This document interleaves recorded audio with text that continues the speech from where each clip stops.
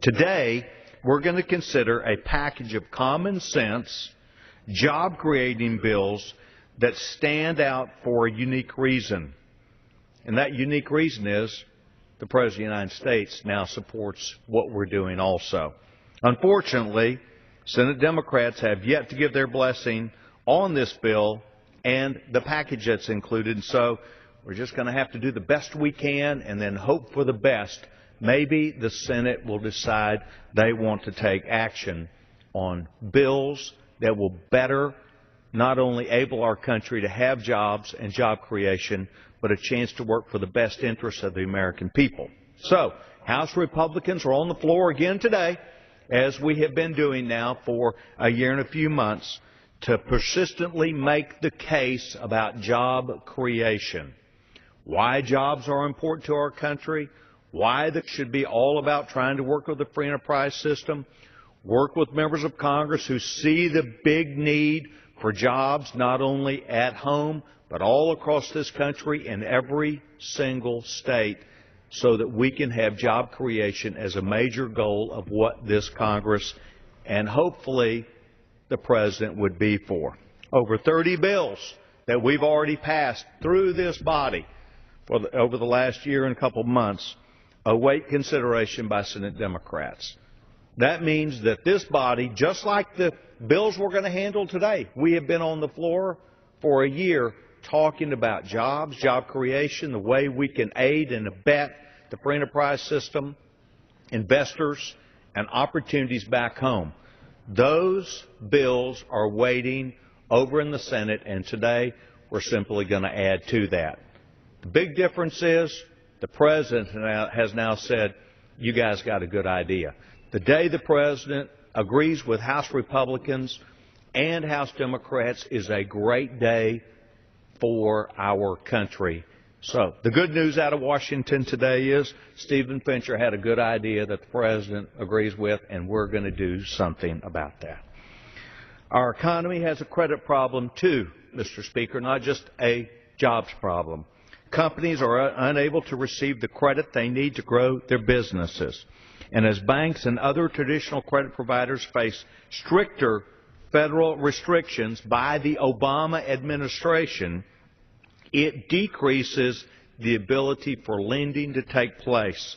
And companies that need lending and cash and capital available to them are looking for innovative funding mechanisms that will provide the liquidity necessary so that they can keep their businesses current, so they can expand their business, so they can meet the needs of the marketplace.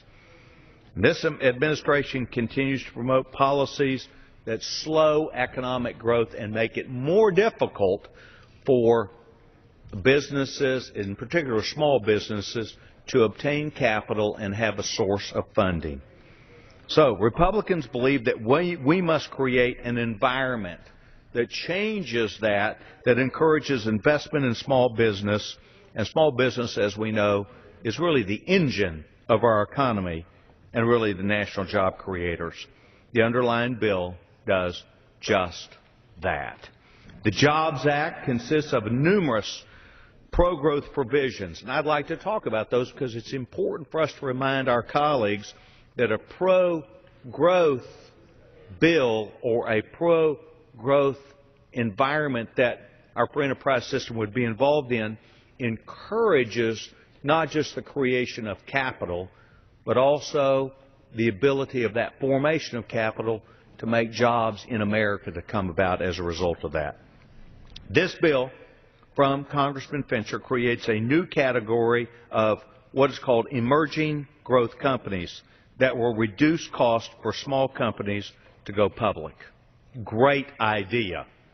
The legislation from our Majority Whip, Kevin McCarthy from California, that will allow small business to advertise for the purpose of soliciting capital from potential investors. In other words, this was not allowed by law.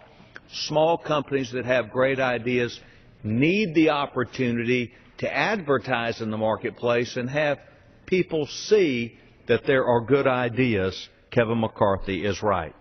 A bill from Congressman McHenry from North Carolina would allow what is called crediting, for initial public offerings under $1 million. In other words, it opens up the ability to gather more capital to come in. And Congressman McHenry is right. We need to utilize market-based solutions, and we need to make it legal. Two bills from Congressman Schweikert from Arizona. One that would allow more businesses to go public, gathering investment and growth, and a second bill which raises the threshold number of shareholders required for mandatory Securities and Exchange Commission registration for all companies. And finally, a bill by Congressman Quayle from Arizona also, which increases the threshold number of shareholders permitted to invest in community banks. In other words, bringing more investors to an important part of our economy, and that is called community banks. Banks that exist for the purpose of trying to make our communities, local communities, stronger and better. The banks and small business of the district which I represent, the 32nd Congressional District of Texas, which is primarily Dallas, Richardson, Addison, and Irving, Texas, consistently described to me about how they have an inability to raise capital investment, not due to a lack of willing investors, but as a result of burdensome regulations that are placed on them by the federal government. And oftentimes we discuss the need for the SEC limit on individual investors, and we know that it restricts their ability to raise funds through community participation in local business creation. I'm proud to tell them now that as a result of this bill today and the legislation included, help is on the way. These changes not only provide businesses with the necessary ability to expand, but also they provide individuals with new mechanisms to invest and grow with their own personal assets in companies that they know best. The rules adjusted in the underlying bill have proven restrictive to economic growth. So we've got to adjust these problems in the marketplace and come up with new and creative ideas. We must push these constructive proposals without political delay, and this is why members of this body, including, I believe, the gentleman, Mr. Polis, support this bill. The reason why we can work together is to make sure that we push constructive ideas that are good for people back home. Mr. Speaker, our nation is still in crisis. We do not have enough jobs. We are in a dwindling marketplace because of the excessive number of rules and regulations that have been passed by prior Congresses. With employment persistently over 8%, we cannot continue the failed policies of government spending, rules and regulations, and the inability to pass laws that help job creation to overcome these problems. The underlying bill will do exactly that. It will help foster not only an environment, but provide the underpinning through law that will allow the private sector to more fully participate. The future success of our economy rests in our hands of small private business, not the federal government. And what we're doing today is unleashing their potential so that they can focus on the things which they do best. This is part of having a Republican majority. Pro-business, pro-economic development, for just the formation of capital and the ability for American entrepreneurship to flourish.